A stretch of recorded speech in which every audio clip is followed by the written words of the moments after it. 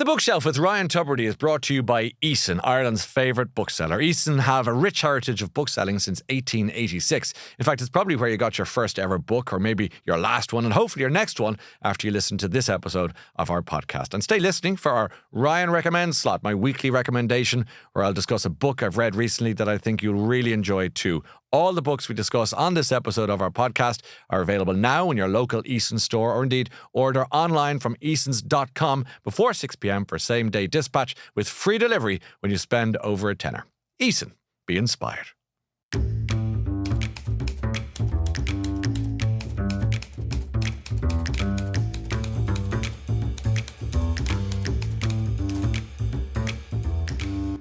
Welcome once again to The Bookshelf with me, Ryan Tubridy, and a guest whose life story we will turn the pages over through the prism of just 3 books we've asked them to pluck from their very own bookshelf, but not just any old books. We have 3. 1, the childhood book. 2, the book that made them cry. And 3, the book that changed their life. And so to our guest today, he is a multi-award-winning journalist, he is an author, he's a comedy writer, he's a playwright, and many other things besides. He is part of the writing team behind the BAFTA and IFTA award-winning series Bad Sisters, which stars Sharon Horgan, Eve Hewson, and Sarah Green, among others. And he is best known as the creator of one of Ireland's most famous fictional characters, the infamous Ross O'Carroll Kelly, a fictional rugby jock whose exploits have been the subject of 23 books. They have sold over 1.6 million copies in Ireland, the 24th coming out this September. What a back catalogue, and what a pleasure to welcome Paul Howard to The Bookshelf. Welcome, Paul. Nice to see you. Pleasure to be here. I really felt listening to that I should be a lot richer than I am.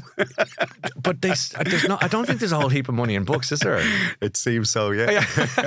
You're only learning that now. Yeah. My books only sell in Ireland. That's the thing. You know, the trick is to become internationally popular. My books, they don't translate. The Ross O'Carroll Kelly books have barely sell outside the country. I'm surprised they don't travel, because I would have thought in some ways that there was a universality to the rugby jock that would have played out in Eton or I think they have their own jocks. I think that's the thing about Ross. Like everything about Ross is imported. You know, there's the sort of the kind of Boris Johnson, Eason type aspect of the character, but then there's also the American kind of West Coast, American football type jock part to his character as well. And I suppose America and England have their own jocks. And I did have a choice maybe 15 or 16 years ago to try to make Ross more universally understood. Like I think everybody gets jock culture, but in the case of Ross, the humour is very parochial. The jokes are Club 92, Do Barry Docksiders, Ryan Tubridy, dare I say. You know, so it's difficult to kind of explain those. Not you, of course, right? But I mean, but I'm working on that. But yes, I know what you mean. Yeah. So there was an attempt to translate one of the books into Russian. The orange mocha chip frappuccino years. And can you say that in Russian? No. I can't. I have a copy of the cover. But it never actually was never published. It was mocked up, okay. But so this translator called Alexander Golev used to ring me every Thursday night, and he was sort of he'd be translating the latest tranche, and the language was fine, you know, but he would say to me, you know, what is Grania Shoiga? What is Avoca Handweavers? And so I was kind of explaining that these were sort of cultural signifiers, or signifiers of a certain sort of time. And so he got his head around it. It turned out that the one thing that didn't translate was rugby. The Russians could not get their heads around the fact that somebody who played rugby could be a hero among their peer group. So in the Russian translation, they changed it to basketball. Is that right? Roski was a basketball player. No. I kind of want to read that one as well. I did too. Yeah. But anyway, they were getting there's some kind of grant that's available from the Department of Arts, I think, to foreign publishers who are translating Irish books into foreign languages. And because it wasn't a faithful translation, because they changed it to basketball, they lost the grant and the book never appeared. But I have a mock-up cover, and the mock-up cover tells me everything I need to know about Ross being understood abroad, because it had a cottage on it in the west of Ireland. Wrong. and a rainbow going behind the cottage. All so wrong. It just looked like a sort of really twee book you would kind of written by an Irish American living in America about her, her or his perception of Ireland. So I was kind of great cover to have. It's a nice thing. Ironically or humorously. But it did remind me that it's an Irish thing. It's not for anyone else. Arthur Conan Doyle, of course, threw Sherlock off the Reichenbach Falls. Do you ever feel like throwing Ross under the 46A? I don't know if I'd ever do anything as gratuitous as killing him. I don't. Well, he had to bring him back. He didn't quite kill him, did he? So, I don't know. I mean, I've been writing Ross for 26 years now. From the early days in the Sunday Tribune. You were the first reviewer, actually. You reviewed the very first Ross book. And favourably, I might add, yes, which I'm very grateful for. Yeah, no, they're just superb books, and I just wondered, you don't want to kill them, which is really no. But I think it's important to know that you are a beautiful writer, and you've written, it's a true story, and it's not Plumos, and you've written other books, other than the Ross. You love your history, you love your sport, you love your music. Oh yeah, and those books they're very gorgeous. In case anyone's listening and going, oh great, Paul Howard, Russell Carroll Kelly, they should know that there's other elements to your catalogue that really need investigation and digging out. Yeah, I mean, I do. The great thing about how I've arranged my life is that I don't write Ross 12 months a year. I might spend maybe 4 months on a book.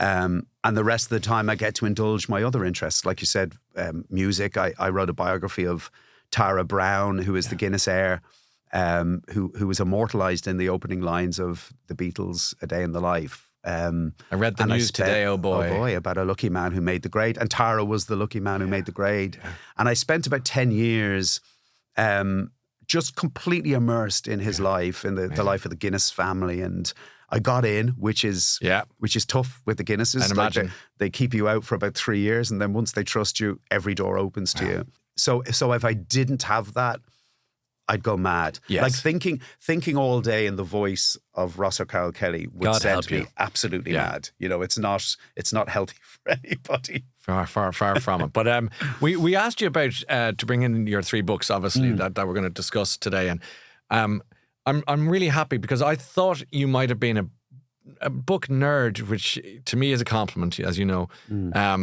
Growing up, but that's not the case. You kind of suggested to me a little earlier that maybe it's not. I mean, to be honest, I found a lot of books, and maybe it was a sort of attention span thing. I just didn't have the attention span as a kid, but I found the idea of sitting down and reading a book, with sort of 70, 80 pages in it quite foreboding. Yeah, it's intimidating, really, when you're a kid. Yeah, and I grew up in a house with 4 boys, and we were very much outdoor kids. Okay. We were sporty kids. We were, my mother used to open the door at 8 o'clock in the morning in the summer, and off we'd go, and latchkey kids. Yeah, completely. Yeah. Now she was always at home, but we didn't go back until the evening. Yes, we're off playing football and all the rest, and I didn't read. I wouldn't have described myself as a voracious reader as a kid, but we did go to the library. And I remember where I grew up in Ballybrack, the first mobile library that arrived in the area. You'll have to, I know it does what it says in the tin, but for the younger listeners, the mobile library was... Yeah. Well, where we grew up, everything came in vans because the estate hadn't been... The council built houses, but they hadn't actually added anything else yet. So videotapes, young people wouldn't know what videotapes are. That's how we watched movies. They came in a van. Bread and milk and groceries came from a van. And library books came from the back of a van. So the library van would pull up on Wyattville Road in Ballybrack, and we would go up. And initially, I remember one day, the day it arrived, me and maybe sort of 20 others standing outside the mobile library, and we thought this was great fun to rock the library back and forth. Oh no, I thought you were going to say something so much more wholesome. No, we rocked the library back and forth, and the librarian ran out of this rocking library, and she was laughing, right? Which totally threw us. Okay, this isn't what's supposed to happen. She's laughing. You wanted fury, and she said that looks like great fun, but I tell you what's even more fun. What's in here? Oh, what a clever thing to do. And if she chased us off or called the guards, we never would have went in, So in we went, And I would have been drawn to like books about football, books about sport, like Brian Glanville's History of the World Cup and things like that. That was what I was interested in. But at a younger age, we went to the library. But the reason I reached for this book, Fungus the Bogeyman, which is the book that most influenced me as a child, was because it's a graphic novel. Well, really. let's do that. Okay, so your first book choice is the book from your childhood, and you've gone for Raymond Briggs and Fungus the Bogeyman. I am so happy you've chosen a graphic novel because I was a comic kid in the sense that I loved the Beano and Whizzer and Chips and Dandy and later Oink and different things. Yeah. So I loved a comic. Because like you said there, the pressure of an after, you could blighting your way through your pre-10s or whatever. But these were a different world. So and again, for people listening to know, you don't have to read books. Like graphic novels are they have their own approach to storytelling. Yeah. And this one in particular, I'm glad you mentioned Oink, because this is very much in the spirit of Oink. Very few people remember Oink. I'm glad you remember Oink. It lasted about a year, I think. My brother had the binder. He sent off with a binder to put those Oinks in, and it was pink, like it was that sort of... Yeah, proper. But this book, Fungus the Bogeyman, it was a taboo thing in our house. Like I wasn't allowed to have it, and that's what really made me want it. That's what you can't have. My mother, I brought it home. And my mother took one look at it and said, "This is going straight back." What is it? I'm not familiar with the story. So, Raymond Briggs, who wrote The Snowman and who wrote When the Wind Blows, wrote this book called Fungus the Bogeyman. And Fungus is a bogeyman. He's married and he has a kid. But the family, they're bogeymen, and they are the people who when you hear the tap on the window at night, it's them. He's the one leaning over the gutter, tapping your window with him, and that's what he does. They exist just to go out and frighten people, And so at the start of the book, there's a man walking through a graveyard, and he just jumps out and goes, and the man runs off, and then any little rattling here, he's just lying under a kid's bed, just kicking the mattress, all that kind of thing, but. The reason it was forbidden in our house was, I think the first thing that alerted my mother to the fact that this was not a healthy book for me was the fact that Fungus had a mohawk. Okay. A Mohican. It's all about punk. There he is. Yeah. So this is the late 70s. This must have been 77, 78. So Sid Vicious had a okay, so she was going, we'll have none of that now. So it was that was it. The first thing she saw when she looked at the cover was Sid Vicious. And then she looked inside it, and like they smoke stogies, these lads, and they're in the pub and they're having a pint of slop, which is beer. Yeah. They're playing pool. They're generally sort of disillusioned bogeyman. Yeah. Or sorry, dissolute. So they're go on. But he has this existential crisis where he goes, "What am I doing? What? Why am I doing this?" And it's really great. I mean, it's beautiful, but it's the fun in it. Like they bath in mud, Yes. They drink slop. I marked a page because this one, I was reading it again last night, and I saw this bit here where he says, he's talking to his wife and he's giving her a compliment, and he says, you are my lovely drop of slop. Oh, that's how he addresses his wife. That's a sweet thing and it's adorable. But it's very kind of identifiably working class north of England. Okay. They speak in kind of north of England accents and everything, and it's rough and ready. But anyway, I wasn't allowed. My mother marched me back to the library with it. We were living in England at the time, in Luton, just outside Luton. There was a library in a place called Bedford Square, and I was marched back to the library with it, and I had to give it back. But what I did the next time I went to the library was I got it and I hid it in the space exploration section. So my mother thought I was obsessed with space because when we went to the library, I headed straight for the space. But I'd put it at the back. Christ, so I'd put it at the back of the books. Because I wanted to read it. And, you could read the whole thing in about an hour, but I just read it again and again. It was so clever. I mean, there's things I totally missed, which I noticed when I read it. I was reading it again yesterday and this morning. He goes to the library himself and he takes out a book of poetry by John Donne. Donne, very good. Remember, they're having great fun, of course, then. So Done is dung and cannot be undung. Yeah. And then all the book titles are like Huckleberry Dong and things like that. Oh, great, okay.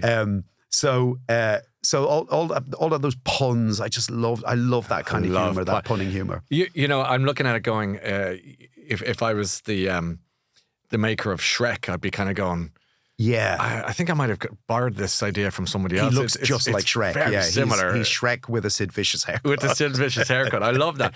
And the working class element that you described, they're in the pub, they're smoking cigarettes, they're good eggs with having an existential crisis or what have you.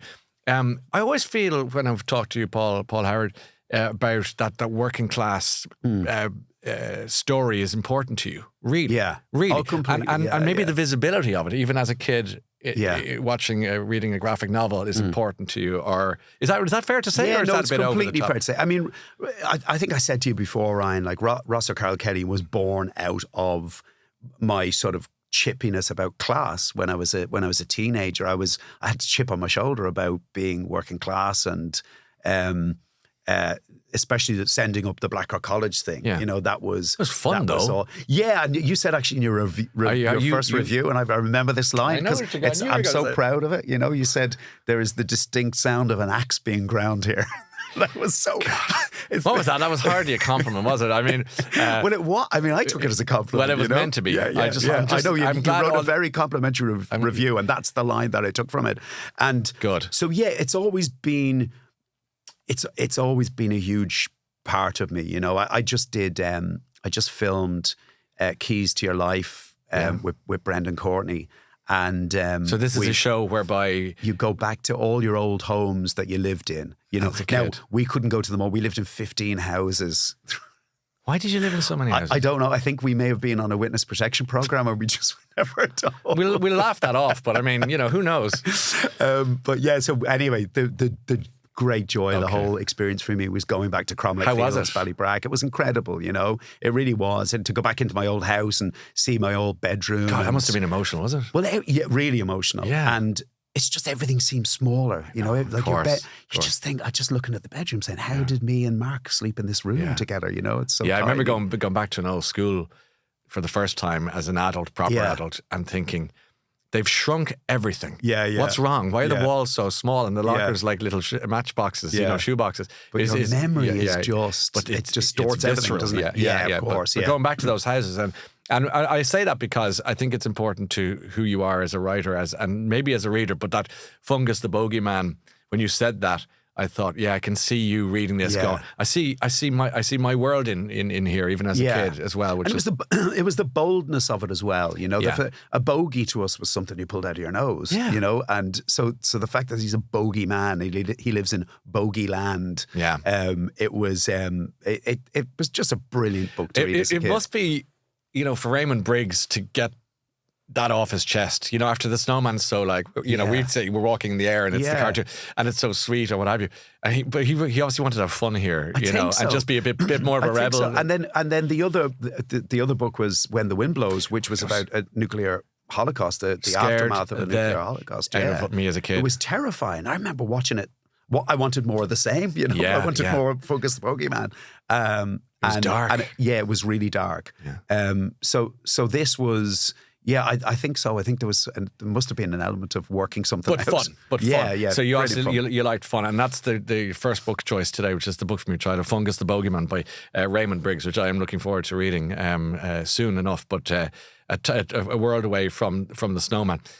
Did you get into reading more as a teenager? Did you drift from it? Did you? No, I didn't really get into reading until I was in my early 20s. Great. Yeah. Oh, do you know what changed then? Or Trainspotting. Well, let's go straight in. This is the book that changed your life. Changed everything. So what an appropriate book. If this is what got you into the book world in a meaningful way, let's go straight here. Well, you have a copy in front of you here. I do.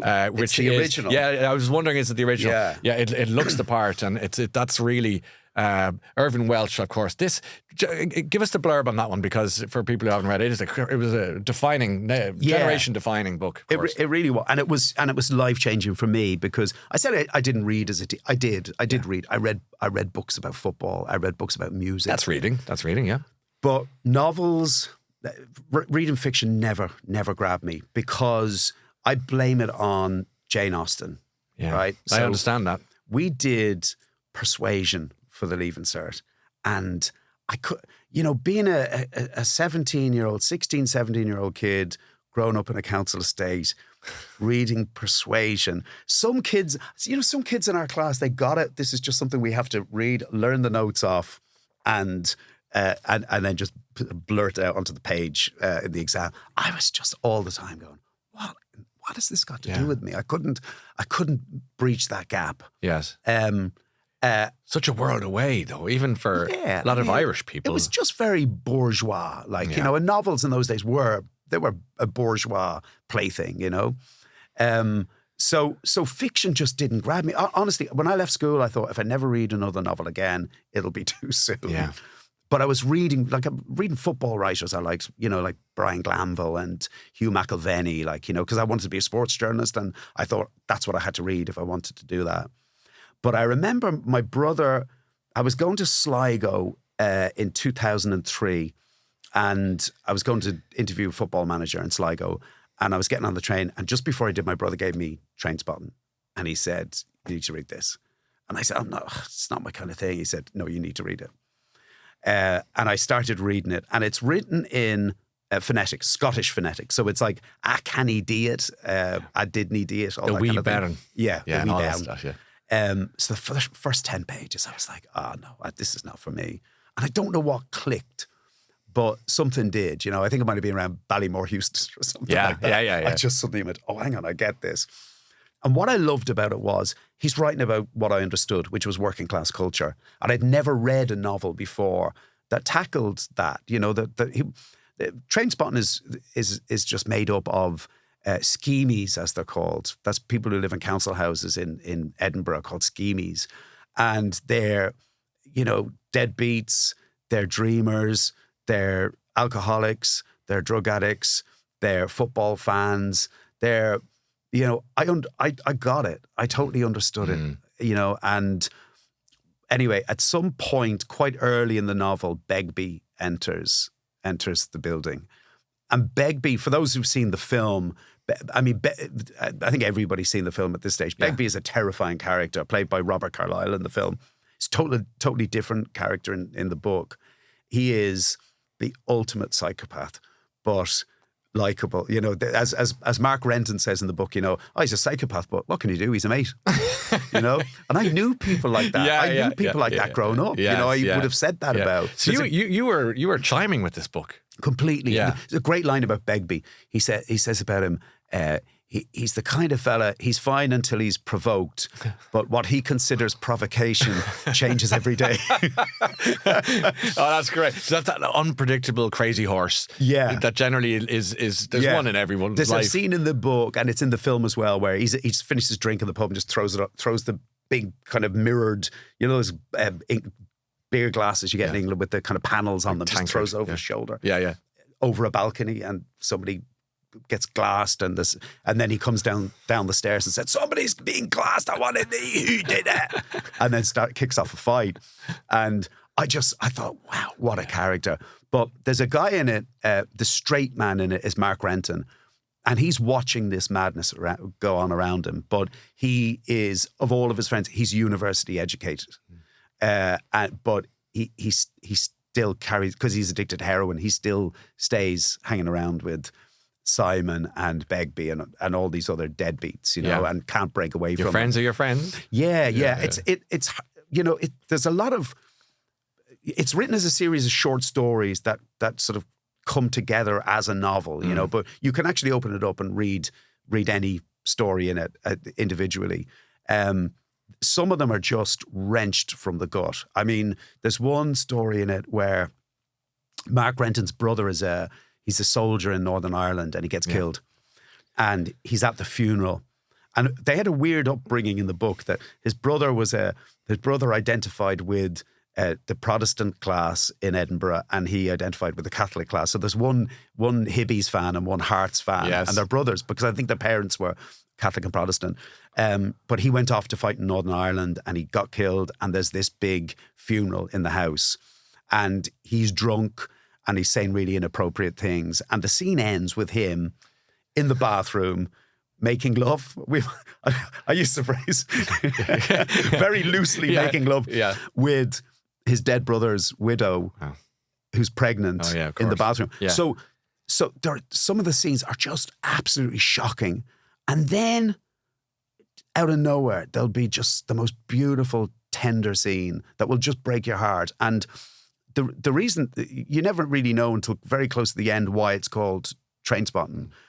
And Frank Begbie is in Waverley Station in Edinburgh, and they're drinking in this train station, and this man passes him by, and he says, "What are you doing? Are you trainspotting?" He's a drunk homeless man, and he goes by, and nobody says anything, and then Mark Renton says, "That's Frank Begbie's father." And it just gets you, you know? Yeah. So I read that, and then I didn't look up. I got to Sligo, went and interviewed Steve Cottrell, who was the Sligo manager at the time, got back on the train and went back to Dublin. And I finished it by the time I got to Houston, about 10 hours. What did it do to you? It made me want to read everything he had written, Everin Welsh had written. And then it just made me want to read more. And now, about 3 years ago, I went back and read all the Jane Austens, right? Did you? Well, I hadn't read it. I'd only read Persuasion. But I read Sense and Sensibility. I read Pride and Prejudice. I read them all and loved them, except Persuasion. And I wasn't wrong about Persuasion. You weren't wrong. It's really... Yeah, is it a bit turgid, is it? Or just twee? Or what? I think the characters just aren't as interesting as in the other books. Did you go back... Did you feel it like an intellectual responsibility to go back to Jane Austen and say, look, I was... I took the huff with you. You deserve more from me than this. It wasn't an intellectual thing as much as I just wanted to be proven right. Yeah. And I needed to be validated, but I was wrong about Jane Austen. Like, I loved those books, but I don't think I was wrong about Persuasion. And actually, lots of people who love Jane Austen say that Persuasion isn't her best. Isn't her finest work. Yeah. And I just love that this particular part of our conversation is veering from Jane Austen to Irvine Welsh. These are the most unlikely bedfellows for conversation, but yet absolute contrast. It's story. Maybe it's perfect. About storytelling. It's about describing relationships between people. You know? That's it. And it's also about people's foibles. It's about human nature. Did you ever get to meet Irvine Welsh, or did you? I did. I mean, he's a lovely guy. Like, I went to a reading and he signed not this copy of Trainspotting. This is the one from my bookshelf. I've got one in my bedside locker. Yes, have you? Yeah, I do. Yeah, you say that like copies. It's a guilty secret. Why have you got it there? Because it's the one book I pick up and really just dip into it. Even 30 years later, I'd still say, I need to read, Grieving in Port Sunshine, or There's a Light That Never Goes Out. Like, I would know what story I want to read on that day, and I would just dip into it that way. It's like not a manual, but certainly a go-to for you. Yeah. It's going in the go bag when I go home. If I have to flee, I'm gone. And so he another house to move to. Yeah. And he signed your he signed my copy, and I met him, but he's really soft spoken. I was expecting a sort of Scottish Hemingway. Like, I kind of thought he'd be loud and boisterous. Like his prose is just, it's just so boisterous, you know. And I thought he would be the same, but he's not. He's a really kind of self-effacing, shy kind of a man. Yeah, kind of gentle sort of soul. Yeah, a gentle soul, exactly. Yeah, and maybe that's why he gets it. That. Yeah, I think to write with that kind of sensitivity, he would have to, And his subsequent books, were very terribly entertaining as well. And you suddenly find yourself. I remember when I was a kid, and I was, you won't believe this, Paul, but I was quite pretentious as a kid. And at one stage, I turned around to we had a lot of bookshelves at home, as you probably gather, and I plucked A Clockwork Orange by Anthony Burgess. Oh, yeah. I must have been about 14. Yeah. And I said to my older brother, I think I'll read this. The cover was that iconic, red cover with the hat and the thing, and the eyes thing. And I said, he said, "Oh, really? Good man." Yeah. He said, "Open it up there for a second and read the first paragraph." Yeah. And I was feeling Malenki in my Gulliver when I headed to the Corova Milk Bar. And he said, "Are you done yet?" And I said, "Yeah, I'll wait till I'm older. You're right." and I went back to it. It became one of my favorite books because I had the maturity to understand it. But the point of that story was as well, when you learn the language, you have to learn how to speak slang Scottish to really enjoy. Yeah, and equally with the Clockwork Orange, you have to learn that. I forget the name of the language that they speak in it, but it's like Newspeak or something. It's like that's probably bloody or what I'm going to now. Yeah. I'm bouncing along, trying to show off, I'm sure, at the same time. But the bottom line is, with Train Spotting and subsequent Welsh books, you have to speak fluent Scottish, really, don't you? Yeah, you do. But you get it. Like, that's the funny thing, and it's the same with Clockwork Orange. It just, if you persist for 3 or 4 pages, your brain wants to understand the patterns. That's the thing, and it will figure it out. You'll find your way. But the other thing that Train Spotting and Irvin Welsh in particular did for me was, he taught me just how great it was to write in phonetics. So the Ross books are written in, I don't think the South Dublin phonetics are as attractive as, say, the Scottish phonetics. Yes. But there's a lot of phonetical language in it. You know, the Northsiders speak a certain way and the Southsiders speak a certain way. And it's pure comedy, everybody isn't it? south of the Loughlinstown roundabout speaks like Peg Sayers. But I got that from Irvin Welsh, from reading Irvin Welsh. Is that right? I mean, I would never have, I'd love to hear that. I mean, what an interesting thread between the two of you. Yeah, and then after I read Irvin Welsh, I read James Kelman. Because I know James Kelman influenced Irvin Welsh, and James Kelman wrote How Late It Was, How Late, which won the Booker Prize. Okay. And he wrote in phonetics as well. Different kind of phonetics, but that really interested me. You know, 2 Scottish authors writing in that way, but doing it differently. The third book choice today, Paul, is the book that made you cry. Now, I don't know if you've gone for cry laughing, cry sad. Do you get moved by books? No. Isn't it funny? I'm not far off you on that one yet. Not in that way. Not to the point where I'd cry. Yeah. 2 books made me cry. Marley and Me. Oh, Lord. Oh, you sucker. You loved your dogs. Yeah. Yeah, go on. Marley and Me. But there's a scene in Marley and Me after the dog is dead and he sits down on the sofa, and about 3 weeks later, and the sofa goes, and one of the dog toys is under the cushion. And it killed me. I was sitting in a department store in Los Angeles. Mary was off shopping. And she came back and I'm sitting there crying my eyes out. Oh my Reading God. Marley and Me. We just got a dog at the time as well, you know. Lord, okay. So, and we just left him for the first time. So I was, I think I was raw. But yeah, no, like I can. And the second book? So I can read a book and say, that's sad, and tick it off and say, but I do, the visceral reactions have, I laugh out loud at books. I do all the time. Like if I read P.G. Wodehouse, I'm on the floor laughing. If I read the Flashman novels, which I love, I'm on the floor laughing. But crying, no. I'm not moved in that way. I'll cry at films, but generally not at books. But anyway, the book that made me cry, and I'm actually been dreading this because I know I'll probably cry today talking about this. It's Me, Cheetah by James Lever.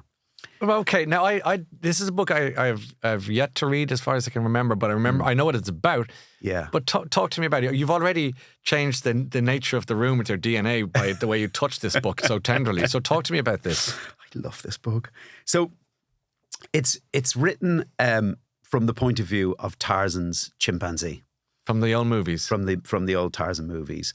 And it starts off, he's taken from the jungle and he's brought to America and he's beaten with a stick on the boat and he's trained and he's sent to Hollywood. And it's in his voice. And it's in his voice. So clever. And the conceit is that he, you know the way they say that if you sat a monkey in front of a typewriter for long enough, he could write the entire works of Shakespeare. Well, that's basically what's happened with this. Right? That's the conceit. Once you get over that, you just go for it. So it's written in the style of a Hollywood memoir. So it's really gossipy. It's really bitchy. There's loads of like nasty comments about, like, there's a great line about Marlene Dietrich. He says, because they always said about Dietrich, she's one of the good Germans. You know, in America, there's good. I say, if she was one of the good Germans, I'd hate to meet the rest of them. So that's the humor. Okay. So the picture you have of Cheetah in this is a scotch in one hand, a cigarette in the other. Oh, brilliant. And, I love them already. And that's how the I'll that's how tell the you a thing or book- two about it. Yeah. And that's how the book is written. But it's beautifully tender, especially the moments when he's talking about Johnny Weissmuller. Johnny Weissmuller was a 5-time Olympic champion swimmer who then became an actor and played Tarzan in all those old movies that I would have watched as a kid. Yes. You probably did too, Against Ryan. Maureen O'Sullivan, I think. Yeah, Is that Maureen right? O'Sullivan. As Jane, an Irish actress. Yeah. There's some great stuff about Maureen Oh, O'Sullivan. great, okay. In this. You know, it's just brilliant. There's a thing in it called Jane's Law. And this is something that Maureen O'Sullivan said to him when he was missing the jungle. She said to him, he was crying one day, and she said to him, things always get better because they have to. And it was just, it's one of those ones that just gets you. You know, go, what?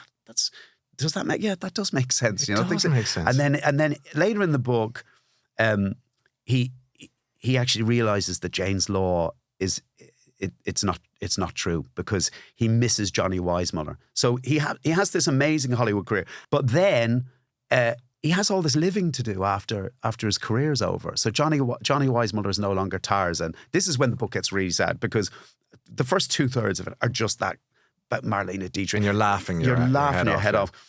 He hates Harold Lloyd, and he nearly drowns. Harold Lloyd had, and this is famous, true, by the way, silent screen comic comedian. And Harold Lloyd apparently had a golf course with a fake green on it. I think it was with the 10th. It wasn't a real green, and when you stepped on it, it was water, and you just sank down into it. And this is a true story. And Cheetah nearly drowns because chimpanzees can't swim. So Cheetah nearly drowns in this, and Tarzan is the one who pulls rescues him out. Oh, no. And so he's afraid of water for his whole life. And he's 75 years of age. He lives this long life. Most of it, he says, is postscript, because, you know, people who live through extraordinary periods of history, and we were talking about the 60s earlier, and I kind of felt this when I met people like Marianne Faithfull, that you're privy to this amazing period, these amazing people, and then that period is over, and then suddenly it's just like, oh, life. Yeah. And that's the way it is for Cheetah. So he's farmed out, like, so he's sold to a circus, and then he ends up in some sort of traveling entertainment show, and then he's somebody's pet, but his whole life he's pining for Johnny Weissmuller. He misses him. And he has a description of what it feels like. And he says his heart, hang on, this is just, he says, my heart has tinnitus. And I just thought, what a way to describe. I'm going to ask you to read one or two more bits from Me, Cheetah, because it's clear that what should have been a book that's kind of comedy, it veers into a really beautiful sense of poignancy. Obviously, maybe tell me about the writer, James Lever. James Lever apparently went to a publisher with an idea for a book, and they said, yeah, we like it, but do you know what we'd love you to do? And he said, really? What? And they said, but Cheetah's obituary just happened to be in the paper that week. Oh, and someone in the office there was an obituary. Had the idea of, what about his autobiography? And he read the obituary and he said, this is fantastic. Yeah, it's some story. And it made the Booker long list. And it was kind of considered the joker in the pack on the Booker long list. It didn't make the short list. And I picked it up because I read John Banville describe it as a masterpiece. And there's not many books John Banville describes as masterpieces. No. So I said, I need to read this. Yeah. And when I read it, when I started reading it, I thought, like that, it's breathless, it's gossipy, it's, fun, irreverent. And then it just turns into this really, really tender story about an animal pining for a human. Yeah. And it's just absolutely stunning. Because so often we see humans pining for their dog that died or, whatever animal, their pet they had. And they say that actually that animals can grieve. I've heard this, that they can grieve as well. Yeah. But obviously we can't give them a voice, and unless somebody does this. Yeah. So you've got another piece. I see you've got your the pink Post-its there. Yeah. Tell us about this. I know. So I was reading this morning, and I filled up, reading it. So what happens is he goes back. He doesn't think he's ever going to see Johnny Weissmuller again, and he's pining. He has this phrase about it, my heart has tinnitus. And he's 75 years of age. Johnny Weissmuller is dying. He's in a wheelchair. He's entering his final years. I think he was in his late 70s or early 80s. And he's living in Mexico. And somebody for an idea for a TV program, decided to reunite Cheetah and Tarzan. Right. And it's a bit of a breeze for them. But it's just life-changing for Cheetah. I looked warily around the room for a dog, and there was a thin old man rising unsteadily from a wheelchair, starting to do his Tarzan. He said, and my heart was suddenly raving. Dearest humans, Once the project's finished, perhaps you can turn your attention to peeling away all the crud of days and weeks and suppressions and accommodations that the world layers on us. Can you do that? I can see it's a bit of an ask, but underneath it's all sparkling. All that pointlessness and waste just took itself off. It burned off like mist, and there we were sparkling. I ran to him and threw my arms around his legs, and he tottered back into his chair. Then I was in his lap, and Johnny was saying my name over and over, and I could feel his chest heave up and down beneath mine. I was all over the place like birdsong. So, gosh, it's beautiful, isn't it? It's just, and it's that beautiful. moment, It's very tender, and it's a love story almost. Yeah. I never cried like I did when It's books extraordinary. don't move me in that way. And then it like this bit gets me, and it's the ending of the book. And there's an element of spoiler alert here, but he says, "I'm falling to the lawn." He's dying, and I'm becoming a figment, a myth. I am Cheetah, father and brother and son of Tarzan, friend of humanity. Always have been, always will be. And if, dearest humans, you ever felt there was a sort of foolish animal missing from your side, but also looking over you and wishing you well, and maybe mocking you a little bit, although only out of love, then that's me. There are so many of us up here among the stars, so many, and out of all of us, I'm the one that's on your side. I'm the one up here trying to be the best damn friend you ever had. Me, Cheetah. Wow. And it's just... I'm glad I got through that without crying. You did 'cause I well. didn't this You did morning. well. No, but you got it out of your system earlier, which is good because why is this so viscerally, possibly moving for you? I mean, think you really are invested in this story. I think. It's beautifully written. It's No question. It's a ludicrous conceit. It really is. But you're there. Like I lost you for a little while in that book. There, it's a ridiculous idea for a book, but it works because of the relationship. It's the human-animal relationship. There's a great line at one point where he says, "I don't want to give you the impression that we hung out all the time. I was a different fucking species." so just in case you lose sight of the... Just as you're invested in the story, like he brings you back with a little bit of reality. But I think it's because we got our dog, Humphrey, who's still with us, 13 years of age. Yes. Around the same time, I read Marley and Me and read this. And I think it's the first relationship I've ever had with an animal. Never had a dog as a kid. Never, didn't get, gooey-eyed when I saw puppies or anything like that. So he's the first animal in my life. And I bonded with him. He is exactly like Cheetah. He is the animal that's missing from my side right now, who mocks me, who absolutely never lets me take anything seriously, Around the time I was reading Me, Cheetah, Humphrey got parvovirus. And parvovirus is it's a virus that young dogs get, and it kills about 90% of them. Very few of them survive. And he had about a metre of his colon removed, and then something happened one night. Stitches burst in him, I think, and he swelled up, and we took him up to the animal hospital in UCD, the veterinary hospital there, and they said to us, we don't think he's going to make it. And he went off with the nurse, and he just trotted in, so trusting, his little tail and big fat bum on him.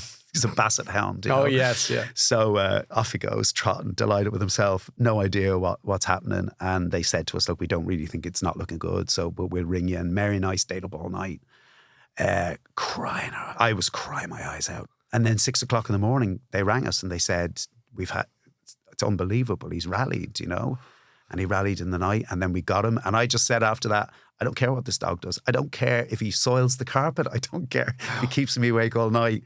I said, I'm here for him, And I think it was around that time I read Me, Cheetah. Yeah. And I think I identify the chimpanzee with Humphrey because they have a very similar personality. I think if Humphrey could talk, if Humphrey had, opposable thumbs, he would have a scotch in one hand and a lucky strike in the other. Yeah. He'd be telling stories about me. My own is a very difficult man, but he's not a bad man, I assure you. Gosh, oh gosh, so beautifully described. I have to say, anyone who's ever owned a pet will be listening to this thinking, that's me. That's my story, because they become just part of the fabric of who and what you are as a family. And the love thing that you get back for them as well. I mean, if I leave the room to go to the bathroom, when I come back in, it's like Humphrey hasn't seen me for a year. You know, even still, I have to say, as a practicing narcissist, I think I need to get a dog. I mean, that would solve a lot of my problems, I have to say. It's a big ego boost. Yeah. Just what I need. All right, that's book 3, Me Cheated by James. I'd say Lever. The Americans would say Lever, but we'll congratulate him either way. It's a super book as described by you. Gosh. And that brings us to our final question of the day. Paul Howard, the question today is, what is the name of the autobiography you have not written yet? I've thought about this a lot over the years, but Mary, my I like wife, that you've thought about this over the years. Yeah. Mary, my wife, we have this running joke, you know, where we say, that's the name of your autobiography. You know, that's kind of like, or chapter title. Yes, yeah. I know the feeling. But anyway, Mary came up with this one. So I was going into Lily's Bordello years ago. Big I met Mary in Dublin, Lily's Bordello, actually. Yeah. And it was the height of the Celtic Tiger era. And it was a celebrity hangout, you know. And I was just that little bit below celebrity to get in there, you know. It's just I just wasn't on there. I wasn't famous enough to get in there. But I chanced my arm one night. But I knew a guy called Tom. And Tom worked as the bouncer for the Irish soccer team. So I knew him when I worked as a football journalist for years. So I knew Tom from just being around the players. And Tom was on the door one night, and I got lucky and I got in. And but there was a guy walking beside me, and he was a sort of rugby jock guy, kind of sort of the probably peroxide blonde at that point. Yes, he had the sailing jacket and the Dewberry Docksiders, the sailing shoes and the chinos and the shirt with the collar up and all that kind of thing, and a big rugby head in him. And he was walking beside me. And anyway, so Tom said, Paul, how are you? Going in. And I heard the other bouncer say to him, who's that? And he said, that's Ross O'Carroll Kelly. And your man, the other bouncer, said, and who's the other guy? And so, who's the other guy? Who's the other guy? Because a lot of people just know me as Ross O'Carroll Kelly. I love that. So who's the other guy? I think the Paul Howard story. So you're going to go with that. Who's the other guy? For now. That might change in due course. It might do, but I like that one. So do I. It kind of sums up my life in a huge way. Yeah, that's a beautiful way in which to finish our conversation. Paul, what a pleasure to talk to you today. I always enjoy seeing you come into whatever studio it is and to talk so freely to you about books. Your love of stories and words and humanity and now simian joy is quite monkey business. Monkey business. It's my favorite, and now we know your autobiography title as well. Thanks for being with us today. Pleasure, Ryan. Thanks very much. Great to see you as well. So here's this week's Ryan Recommends, brought to you by Eason, Ireland's favourite bookseller. It's The Bee Sting by Paul Murray, easily one of the most popular books of 2023 and into 2024. This is an epic. Now, it's a big, chunky read, no doubt about it, but it flies by. It's the story of the Barnes family. It's set in no particular town in Ireland, probably in the Midlands somewhere. What it does so epically well is it covers one family and all the dysfunction that goes with it. But there's a son, there's a daughter, there's a husband, there's a wife, and they all have these long, difficult, complicated stories that stretch over time and space. And it bounces a little bit back and a little bit forward until it all comes together in a very seemingly clever and beautiful tapestry right to the end. It is not a happy book, even though people say it's tragicomedy. I'd say a little more tragedy, a little less comedy, but none the worse for it. This is a book you will be happy you read as soon as you put it down. You may even want to read it again.